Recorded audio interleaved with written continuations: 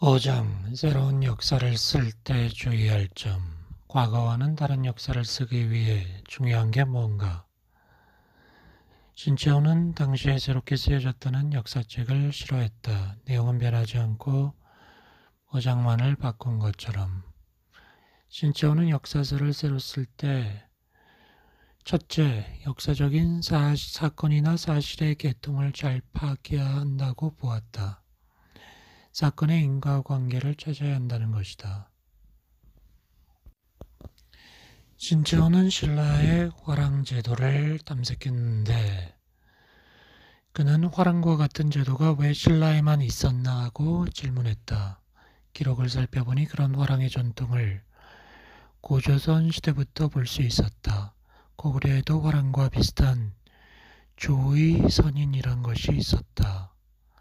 고려시대에도 화랑도의 전통이 있었다고 한다. 신채호는 또 역사를 새롭게 서술할 때 감정에 사로잡혀서 지나치게 미화하는 것을 경계했다. 예를 들어 이순신의 거북선은 어디에도 철갑선이란 기록은 없었다고 한다. 비록 배를 목판으로 덮었지만 송곳을 꽂아서 적이 쉽게 접근하지 못하게 한 장갑선이었다는 거지. 적에게 철갑으로 보이기 위해 검은색을 칠했을 뿐이라고 하는 학자도 있다. 우리 민족과 역사에 대한 자부심을 가져야 한다고 무조건 우리 것을 세계 최초라고 우기거나 없었던 일을 있었던 것으로 우기는 것은 옳지 않다는 것이다. 또 생각한 역사는 그 시대의 본질을 보여주는 내용을 기록해야 한다는 것이다. 단순히 역사 기록을 나열하는 것이 아니고 관점을 가지고 역사를 기록해야 한다는 것이다. 예를 들어 궁예를 보면 신채호는 태조 왕건이 궁예를 몰아내고 왕이 된 걸 정당화하기 위해 궁예를 불효 불충한 인물로 묘사했다고 한다. 왕건의 고려 건국을 합리화하기 위해 폭군이 되어야 했던 것이다. 신채호는 궁예가 신라의 왕자였다는 것도 조작이라고 의심한다. 기록된 역사를 그대로 믿는 것보다는 한번 의심해보는 자세는 기록된 역사를 통해 그 시대의 본질을 새롭게 보려는 노력이라 할 수 있다. 왕건이 고려를 건국하는 데 실패하고 역적으로 몰려 궁예에게 죽임을 당했다면 역적이 된 왕건에 대한 기록은 어땠겠는가? 신채호가 안타까워하는 사람들의 공통점이 있는데 역사 속에서 실패하여 잊혀진 사람들이다. 역적으로 기록되어 있지만 그들이 성공했을 경우 우리 역사가 크게 변화했을 것 같은 인물들, 묘청, 궁예가 그렇고 이성계가 신돈의 아들로 몰아 죽였던 우왕이 그렇다. 신채호가 주목한 것은 우왕이 이성계에게 요동정벌을 명령했다는 것이다. 이성계가 위화도에서 회군하지 않았다면 고려 역사가 달라졌을 것이다. 이성계는 정권을 잡은 뒤 우왕이 공민왕의 자식이 아니라 신돈의 자식이라고 해서 강화도로 귀양을 보내고 우왕과 그의 아들을 죽였다. 신채호는 말하기를 역사가들에게 중요한 것은 우왕이 누구의 자식이냐가 아니고 요동정벌에 대한 우왕과 이성계의 주장 중 어느 쪽이 더 의미가 있었냐는 것이다. 역사의 기록은 왕건과 이성계가 옳았다고 하고 있지만 말이다. 신채호의 다음 관심은 인물이 속했던 사회와 시대가 개인에게 어떤 영향을 주었냐는 것이다.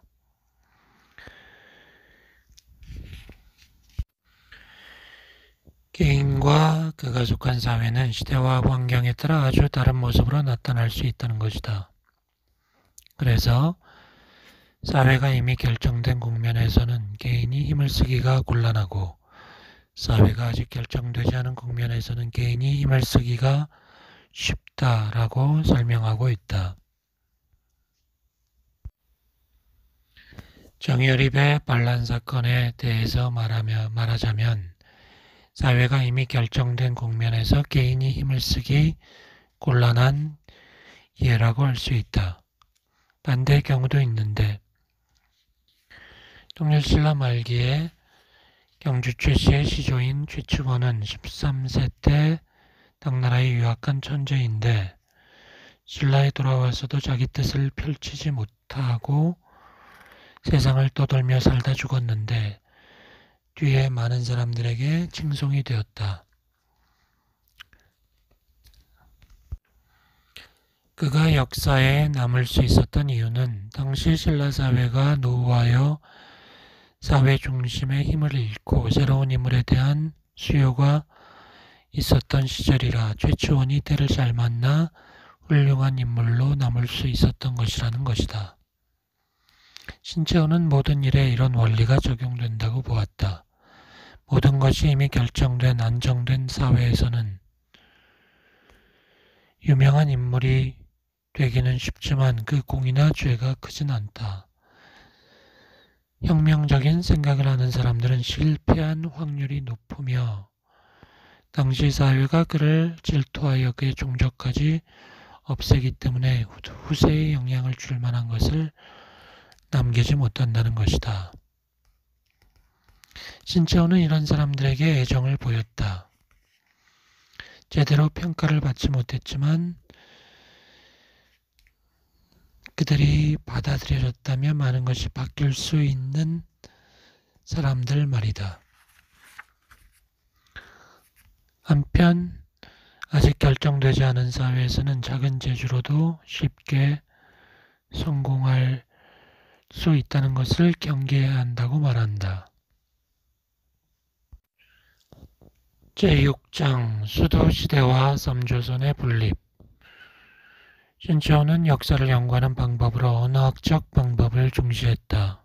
말의 유래를 파악하여 역사적 사실을 이끌어내는 것이다. 나라의 유래는 어디서 나왔나? 나루에서 비롯되었다. 내천자의 경우는 강을 의미하는데 이것의 옛말이 나 또는 라였다. 그래서 강이 있는 곳을 우리나라 말로는 라라라고 했고 그것을 나라라고 하여 국가의 의미로 쓰게 되었던 것이다. 강을 중심으로 해서 모여 살았기 때문이다. 그래서 옛 문헌 기록에서 나, 라, 노, 루, 랑, 양 등이 끝말로 불리는 지명은 강 또는 나라를 의미하는 거라고 보았다.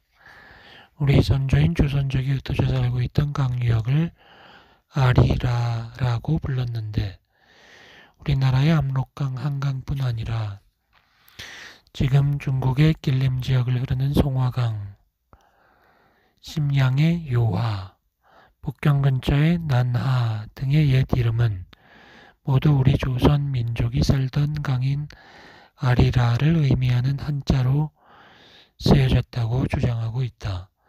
즉 우리 민족은 옛날 한반도뿐 아니라 중국의 북경 일대에서부터 만주 대륙에 걸쳐 살았다고 하는 것이다. 이렇게 말의 유래를 통해 역사를 이해하는 또 다른 예로 부여가 있다. 예전에 사람들이 처음 농사를 지을 때 들판에 불을 피워 풀과 나무를 태워 없앤 후 밭을 일구었다. 그래서 농사 짓는 들판을 불벌이라고 했다. 이 말을 한자로 쓸 때 음을 빌려 썼기 때문에 똑같은 발음으로 쓰이진 않았다. 부여, 불이, 불내, 벌, 불 모두 같은 의미였다. 이처럼 우리 민족은 아리라를 중심으로 뿌리내리고 나라를 이루어 나갔고 그들이 개척한 땅을 부여 또는 불이라 불렀던 것이다. 이런 언어학적 방법을 이용하는 것은 역사의 정통 방법은 아니지만 우리 역사를 연구할 자료가 부족한 현실에서 좋은 방법이 될 수 있다. 신채호는 우리가 알고 있는 것과 다른 용어를 많이 사용했는데 그것에 주의하면서 살펴보면 수두, 주신, 말조선, 신조선, 신한, 말한, 불한 등이 있다. 조선상고사에서는 우리 역사의 시작을 수두시대라고 한다. 수두란 제사를 지내는 제단이다. 조선민족은 수두를 중심으로 부족들이 모여 살며 1년에 2번, 즉 5월과 10월에 하늘의 제사를 지냈으며 또 때로는 앞으로 일어날 일들을 점치기도 했다. 삼국지 위서 동의전에는 이런 곳을 소도로 하였는데 이것은 중국의 한자를 빌어서 쓴 말이기 때문에 발음은 수두라고 한다는 것이다. 이렇게 우리말을 표현하기 위해 한자를 빌려 쓰는 것을 이두라고 한다.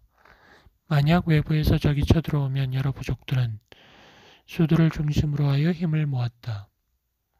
가장 큰 공을 세운 부족의 수두를 신수두라고 한다. 이 수두에는 그곳을 다스리는 자가 있는데 그 가운데 신수두의 당군을 대당군이라 한다. 그러니 수두시대란 하나의 신수두 아래 여러 개의 수두가 있고 각 수두에는 당군이라는 지배자가 있어 각 부족을 다스리던 시대라 할 수 있다. 이때의 나라 이름을 조선 또는 주신이라 했는데 바로 고조선이다. 수두시대를 이끌었던 신수두의 지배자는 대당군 왕검이다. 당군 왕검은 고조선을 창시했다. 대당군 왕검이 당군 왕검인데 그가 제도를 만들었다. 자기를 포함하여 3명의 왕을 두었는데 신한, 말한, 불한이다. 한은 왕이란 뜻이다. 이 중에서 신한이 대당군 왕검이고 말한그와 불한은 대당군 왕검을 돕는 왕들이다. 수두 중에서 제일 가는 수두를 신수두라고 했는데 그래서 3명의 한 중에서 으뜸을 신한이라고 한 것이다.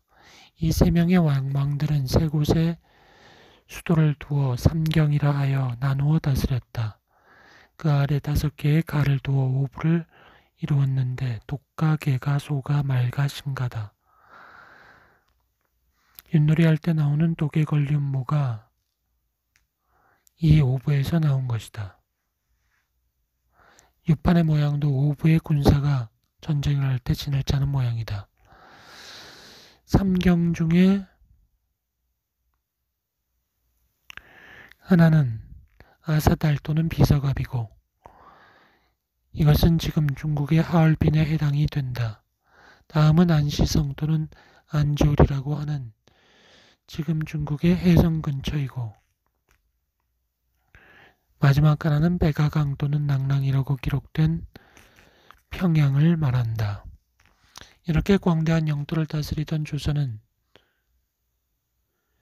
기원전 10세기경부터 500~600년간 전성기를 누렸다. 그러나 이후 중국의 춘추전국 시대의 나라들과 전쟁을 하면서 땅을 잃어버리고 국력은 약해진다. 그러다 조선은 3개의 나라로 분리된다. 신조선, 불조선, 말조선. 이것이 우리의 사만에 해당된다. 신조선은 진안이고 불조선은 변안이고 말조선은 마안이 된다. 그렇다면 조선은 언제 왜 서로 분리되었을까? 그것은 기원전 4세기 무렵 불조선의 왕이었던 기씨가 신조선 해씨 왕에게 반기를 들면서 시작되었다. 당시 조선 옆에는 중국의 연나라가 힘을 키웠는데 불조선의 고위관리인 이해가 불조선의 왕에게 신조선을 버리고 연과 동맹을 하도록 부추겼다. 이 일을 계기로 결국 나뉘어 3조선이 된 것이다.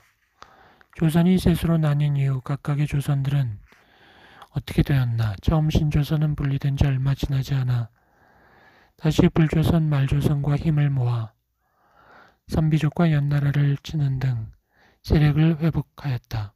하지만 공지에 몰린 연나라가 쓴 속임수에 말려들어 땅을 빼앗긴다.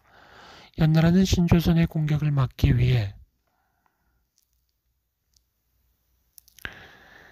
국경에 성을 쌓았는데 그것이 연의 장성이라 부른다. 중국은 진나라가 등장하면서 통일왕국을 이룬다. 그러나 진나라 이후에 한나라가 들어서면서 혼란스러워지는데 흉노족이 신조선을 침략해 국력이 쇠약해진다. 그럼 불조선은 어떻게 되었나? 불조선은 처음엔 신조선을 배신하고 연나라와 연합했지만 나중엔 다시 신조선과 연합해 연나라를 공격한다. 그러나 연나라의 계략에 말려 오히려 서쪽의 영토 천리를 잃는다. 하지만 이후 중국에서 진나라가 크게 성장하자 불조선은 진나라와 손을 잡고 연나라를 망하게 한다. 그 후 진나라가 망하고 한나라가 들어서던 시기에 위만이라는 사람이 불조선의 땅에 들어와 귀화를 요청하자 당시 불조선의 왕이었던 기준은 허락하고 그에게 서쪽 땅을 주어 살게 한다. 이후 위만은 세력을 모아 불조선의 왕인 기준을 몰아낸다. 기준은 남쪽에 있는 마한의 도읍인 월지국으로 들어가 다시 그곳에서 왕이 되었지만 곧 마한 사람들에 의해 죽는다. 마한은 바로 3조선 중에 하나 남은 말조선이다. 말조선은 처음 수도는 평양이었는데 언제 왜 그랬는지 모르지만 국호를 마한으로 바꾸고 남쪽으로 옮겨와 월지국에 도읍을 두었다.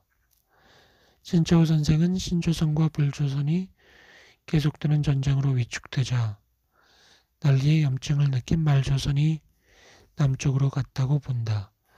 그리고 이 마한 땅에서 불조선의 왕 기준이 위만에게 쫓겨 도망왔다는 것도 알게 되었다. 하여튼 마한은 임진강 남쪽에 70개의 작은 나라들이 다스리고 있었는데 신조선과 불조선의 유민들이 중국과 흉노의 침략을 피해 내려오자 낙동강 동쪽의 땅을 신조선의 유민들에게 주어 진안부라고 하고 불조선의 유민들에게는 따로 낙동강 오른편에 약간의 땅을 주어 편안부라고 하였다.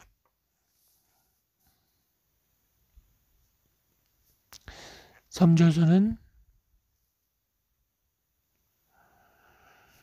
원래 평양, 하얼빈, 해성 등지에 중심을 두고 있다가 각각 다른 시기에 남쪽으로 이동해서 마한은 임진강 이남 지역에, 진안은 낙동강 동쪽 지역에, 변화는 낙동강 서쪽 지역에 자리를 잡고 사만을 이룬 것이다. 한편 말조선이 남쪽으로 내려가 마한이 된 이후 본래 말조선이 있던 평양지구에는 최씨가 일어나 왕이 되고 주변의 25개의 나라를 합쳐 다스렸는데 이것이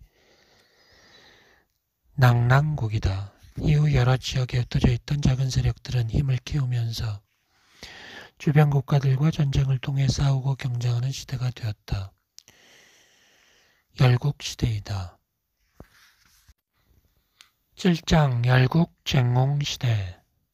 수두시대와 삼조선의 분립은 열국쟁홍시대가 된다. 우리가 알고 있는 역사적 내용과 다른 부분이 있다. 이제 열국쟁홍시대를 보면 우리에게 익숙한 부여, 고구려, 백제, 가야, 신라 얘기가 나온다. 신짜오 선생은 삼국사기와 같은 우리 옛 책에는 고구려의 연대가 실제보다 백수십 년 줄었다고 본다. 그 증거로 삼국사기 고구려 분기에는 광개토 대왕이 시조인 추모왕의 13세 손으로 돼 있는데 반해 광개토 대왕 릉비에는 17세 손으로 되어 있다. 고구려가 망하고 약 500년이 지나 쓰여진 삼국사기의 기록과 고구려 당시 사람들의 기록을 비롯하면 어디가 더 정확하겠는가? 그래서 고구려는 삼국사기의 기록처럼 기원전 37년에 세워진 게 아니라 더 앞서서 세워졌고 고구려의 역사도 900년이 넘는다고 본 것이다. 그러다 보니 이 열국이 경쟁하는 시대의 모습에는 우리가 알고 있는 것과 달리 고조선과 중국이 벌인 전쟁이 고구려와 중국의 전쟁으로 그려지기도 한다. 또 하나 신조어는 우리나라의 영토가 훨씬 더 컸다고 본다. 신라가 건국 시기가 고구려나 백제보다 뒤진 것을 부끄럽게 생각하여 두 나라를 멸망시킨 뒤에 기록에 남아있는 연대를 없애고 신라 이후에 세워진 나라로 만들었기 때문이라고 주장하고 있다. 영토 또한 신라가 북쪽의 영토를 모두 차지하지 못하였기 때문에 그것이 우리 땅인 줄 알지 못하게 된 것이지. 실제로는 우리 땅이라는 것이다. 1. 동부여의 분립. 부여에 대해 알아보자.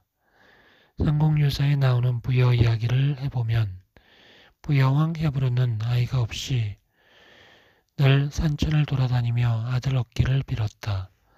그러다 고년이란 곳에서 돌을 만나서 들어보게 했더니 거기에 개구리 모양의 아기가 있어서 데려다 기르며 금화라 이름하였다. 그런 지 얼마 있지 않아 나라의 대신 아람불이 꿈을 꾸는데 산신령이 나타나 이곳에 나의 후손이 나라를 세울 것이니 부여를 동해 바닷가 가서본으로 옮겨라 라고 했다. 아람불이 이 꿈을 헤브르에게 얘기하자 헤브르는 나라를 옮기고 이름을 동부여라 했다. 원래 부여가 있던 곳에는 하늘의 아들이라고 하는 해모수가 내려와 나라를 세웠다. 앞선 역사가들은 이 이야기가 신화적이라고 얘기하지만 신채호 선생은 이것을 토대로 부여의 역사를 재구성했다. 북부여와 두 개의 동부여와 고구려는 모두 신조선에서 나온 나라들인데 신조선에서는 나라에 좋지 않은 일이 있으면 그 책임을 왕인 대당군 왕검에게 물었다. 근데 헤브르가 나라를 옮길 당시 부여는 흉노와의 전쟁에서 패한 지 얼마 안 되어 나라의 힘이 약해졌기 때문에 헤브르는 자기의 자리를 지키기 위해 아람불과 논의하여 갈사나 지방으로 나라를 옮긴 것이다. 역사책에 가서본으로 기록된 곳은 원래 갈사나를 불교식으로 바꾸어 쓴 것이라는 것이다. 갈사나가 가서본이 된 것이다. 그러자 원래 부여가 있던 땅에는 해모수란 인간이 등장하여 다른 나라를 세운 것이다.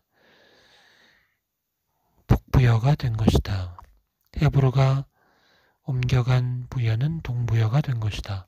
그런데 동부여가 옮겨간 갈사나 지방은 어디이며 그 뜻은 무엇인가? 갈사나 지방은 지금 두만강 건너편의 훈춘 지방이고 삼림이 우거진 나라라는 뜻이다.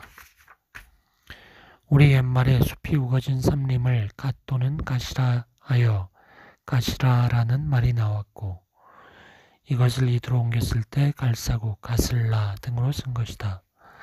중국에서는 이 가시라를 옥저라 하였는데 만주 원류고라는 책에 의하면 옥저는 와지를 나타낸 말로 와지는 역시 삼림이란 뜻이다. 그러고 보면 갈사나 가시라는 곧 옥저와 같은 말이다. 헤브르가 동부여로 옮겨온 이후 그 아들 금우와 대소로 왕위가 이어졌다. 대소가 고구려 대무진 왕과 싸우다 죽자 그의 동생과 사촌 동생이 다투다가 결국 대소의 동생은 원래 동부여의 나라를 두고 사촌 동생은 두만강 남쪽으로 내려와 부여는 둘로 나뉜다. 이것은 앞서 동부여가 옮겨간 가시라를 곧 옥저라고 한 데서 알 수 있듯 우리 역사책에는 북옥저와 남옥저로 기록하고 있다. 이 고구려의 발음. 고구려는 주몽이 세웠다. 광개토 대왕릉비에서는 추모라고 쓰고 있다. 추모는 처음에 동부여의 금화왕 아래서 자랐다. 동부여에서 성장한 추모는 동부여 왕자들의 해코지를 피하기 위해 남쪽 졸본 부여로 내려갔는데 거기서 소선호를 만나 결혼했다. 소선호는 먼저 우떼와 결혼하여 비류와 온조 두 아들을 두었지만 우떼가 죽어 과부로 지내고 있었다. 주모는 소선호와 함께 힘을 모아 흘승골산 위에 도읍을 두고 나라를 세우니 그 나라가 가우리이고 이를 이두로 쓰면 고구려가 되는 것이다. 추모왕이 죽은 이후 고구려의 왕위는 유류왕, 대주류왕으로 이어졌는데 유류왕은 유리왕이고 대주류왕은 대모신왕이다. 이 당시에는 동부여와 고구려 사이에 충돌이 있었다. 유리왕 때 동부여는 금화왕의 아들 대소가 왕이 되었는데 이때 동부여가 힘을 키워 고구려에게 신하의 예를 갖추고 왕자를 인질로 보내라고 요구했다. 유리왕은 태자 도절을 인질로 보내려 했지만 도절은 두려워하다가 죽고 말았다. 이후 동부여의 왕 대소가 다시 사신을 보내어 조공을 요구하자 왕자 주류가 어린 나이에도 불구하고 용기를 발휘하여 부여의 사신을 책망하여 쫓아보내고 말았다. 그러자 대소가 쳐들어왔는데 유리왕은 이 전쟁의 원인이 왕자 주류에게 있으므로 주류가 막도록 했다. 꾀를 낸 주류는 부여의 군사를 학반령이라는 고개에서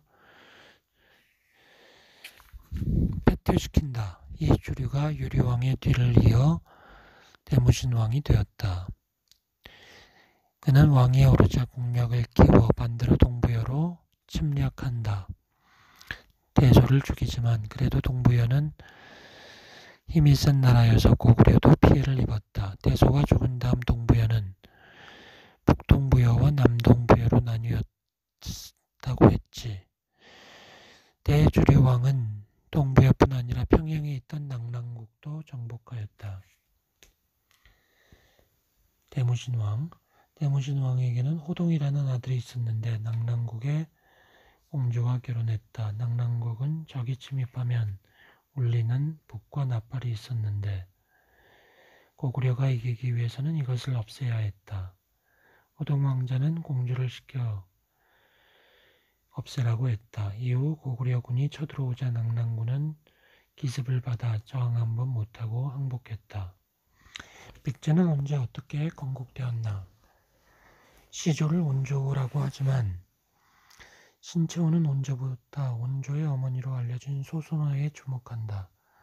소선호는 원래 졸본 부여 왕의 딸로 부여에서 내려온 추모를 도와 주몽을 도와 고구려를 건국한다. 그런데 나중에 유리가 그 어머니인 예씨와 함께 추모를 찾아오자 소선호와 비류 온조는 위기감을 느끼고 소선호는 두 아들을 데리고 마한 땅으로 내려간다. 그들은 마한 왕에게 제물을 바치고 미추홀과 하북 위례홀 등지의 땅을 얻어 백제를 세우고 소선호는 백제의 왕이 됐다. 그러나 소선호가 죽자 비류와 온조는 서북쪽에 있는 낙랑과 예의 침략을 막기 위해 새로운 곳으로 나라를 옮기려 하였다. 이때 비류와 온조의 의견이 맞지 않아 비류는 서쪽으로 가서 미추홀에게, 온조는 하남 위례홀로 가서 나라가 동서 백제로 나뉜다. 이후 온조의 백제는 비류를 흡수하여 다시 하나로 통합한 후 마한까지 무너뜨렸다.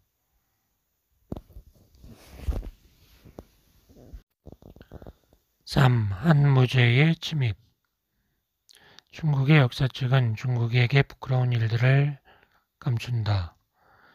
예를 들면 한나라가 고구려에게 패배한 것도 감춘다. 중국의 한서라는 책에는 한무제가 즉위한 지 수년이 지난 후 팽우라는 장군을 시켜 예맥조선을 쳐서 창해군을 설치하려 했으므로 영과 제 사이의 지방에 큰 소동이 있었다라고 했는데 이것은 한무제가 동부여를 차지하기 위해 당시 동부여에 대한 영향력을 행사하고 있던 고구려와 9년간 싸우다가 패한 사실을 숨기고 있는 것이다. 한무제는 오래전부터 예맥 조선을 침략하여 창해군을 설치하려는 계획을 가지고 있었다.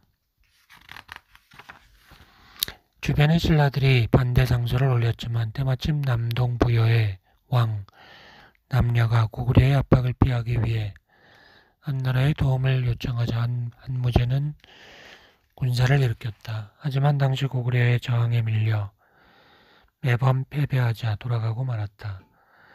중국 역사책은 이것을 기록하지 않고 단지 창해군을 폐지했다고만 적고 있는 것이다. 설치하지도 못한 창해군을 폐지했다고 하면서 패배를 감춘 것이다. 이후 10년이 지나 한무제는 다시 침략했는데 이번에는 그 대상이 위시조선이었다. 위시조선은 위만이 불조선의 왕 기준을 내몰고 세운 것이라 보는데 위시조선은 조선과 중국을 떠돌던 사람들이 세운 나라로서 국가에 대한 충성심이 별로 없었고 돈에 대한 욕심이 강했다. 결국 위시조선은 많은 양의 황금으로 유인한 한나라의 분열책에 넘어가 망한다. 이때 한나라가 위시조선의 땅에 설치한 4개의 군현을 한사군이라 하는데 한사군의 위치가 중국에 있는지 한반도에 있는지 논란이 있다. 한사군은 진번, 임둔, 현도, 낙랑의 사군을 말하는데 당시 만주와 한반도 일대에는 북부여와 고구려, 동부여와 낙랑국이 있었기 때문에 한사군은 이들 나라 이외의 지역에 설치되었다고 봐야 한다. 그렇다면 남은 곳은 요동지역일 수밖에 없다는 것이 신채호 선생의 주장이다. 왜 이런 차이가 생겼나? 한무제가 위시조선을 멸하여 요동군을 만들고 그것으로 부여와 고구려를 정벌한 것을 대신하려고 신조선, 말조선의 지명을 가져다가 위시조선의 옛 지명을 대신하게 하였는데 그때 같은 이름의 다른 지명이 생겨난 것이다. 두 번째는 옛 기록의 진위를 구별하지 못하였기 때문이다. 자, 계림령 남쪽의 새로운 두 나라. 계림령은 문경세제인데 그 남쪽이라 함은 경상도 일대이다. 신조선과 불조선이 망하면서 유민들이 내려와 마한에 의해 진안부와 변안부로 나뉘었다. 이곳은 지리적으로 볼 때 북쪽에는 태백산이 막고 있고 계림령 일대에서는 서쪽을 막아 북쪽에서 고구려 동부여 위시조선과 한나라가 전쟁을 벌일 때도 영향을 안 받았다. 마한이 백제에게 당한 뒤에는 형식적으로 백제의 지배를 받았지만 점차 힘을 끼워 진안부는 신라로 변안부는 육가라 연맹국이 되었다. 지금의 경상남도 등지의 변안에 12개 자치부가 설치되어 있었는데 이를 가라라고 했다. 각 부족이 제방을 쌓고 시냇물을 막아 그 주변에 살았기 때문이다. 이들이 6개의 연맹체로 발전하였는데 첫째는 김수로의 김해 금관국, 둘째는 고령의 민라가라인데 미마나 임나라고 불렸다. 이들은 그 후손들이 세력이 강하여 대가라 또는 대가야라고 했다. 셋째는 하만의 안라가라인데 아라가라라고도 하고 넷째는 함창의 고린가라, 다섯째는 성주의 별매가라인데 한자로 하면 성산가라 또는 벽진가라라 한다. 마지막 6째는 고성의 구지가라로 가라 중에서 가장 작아 소가야라고 한다. 이 6가라는 처음에는 영제국이었지만 세월이 흘러가면서 멀어져 독립국이 되었다. 가라의 역사는 전해주는 것이 정확치 않다. 역사서에 기록된 가라가 이 6가라 중 어느 것을 의미하는지 알 수 없는 경우가 많다. 신라의 경우 사람들은 신라의 역사는 정확하다 알고 있지만 신재호는 신라 역사에 거짓 내용이 많다고 보았다. 입말이 오는 곳에 큰알이 있었는데 거기서 박격거세가 나왔다. 다판하국의 왕자였지만 버림받아 상자에 태워진 신라 동현으로 와 나중에 왕이 된 석탈해. 왕이 올 때 시림의 금괴 속에서 태어난 김말지. 이 세 사람이 각각 박씨, 석씨, 김씨의 지조가 되는데 처음에는 박격거세가 왕이 되었다. 이들은 진한 육부 중 하나인 사량부 출신인데 처음부터 서로 간에 결혼을 하는 거대 귀족이었고 함께 논의하여 신라의 세 성씨의 사람들이 돌아가면서 왕을 맡는 나라로 만들었다.